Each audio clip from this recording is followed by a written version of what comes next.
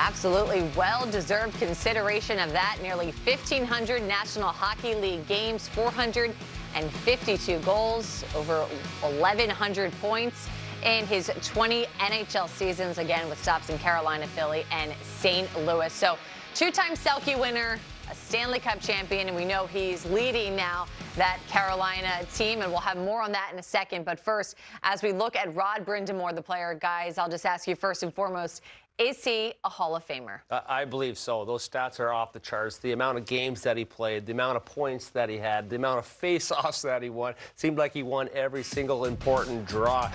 He was such a competitor on that puck offensively and especially defensively. That's why it led to the 2 Selke trophies that he got. He had that killer instinct, and plain and simple, he's a winner.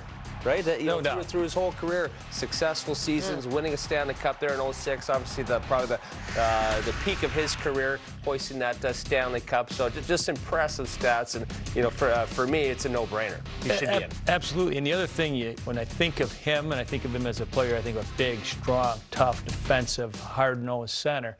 And then you throw 452 goals out there, and you're like, wow. Yeah. Ridiculous. That's ridiculous. And I think of him as an ultimate teammate. I see him as a coach. We all hear him in his press conferences, in the locker room speeches and stuff, and you realize I can see what he would have been like as a teammate. And I think, to me, that you mentioned he's a winner. And I think he is a Hall of Fame player. He's a Hall of Fame person, and it would be nice to see him get in.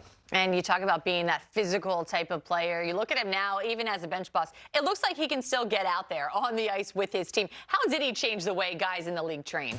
Well, he didn't do us a favor, the younger generation, right? Being in such good shape. I bet you he could out-bench, he could out-jump probably 3/4 of his team that he's coaching, right? And he's 52 years old, I believe. So just incredible shape. And when you have your coach looking like that, doing that in the gym, and you're like, oh, I might take the day off here. I'm kind of tired, and it's not happening. You look over the other way, yeah. You better get your butt back in the gym and be doing extra just to show your coach that you're on the same page. And really, when he did it, and when you looked at him, off the ice, you were like, wow, that's not a hockey player. That's a bodybuilder of some type. And I think really he did open some guys and some organizations' ideas of, hey, maybe we got to do a little things differently as far as how we train our athletes and what we expect them to do. So to play that many games, he worked hard off of the ice. And again, I could talk about Rod Brind'Amour from now until hopefully he gets into the Hall of Fame in a couple days.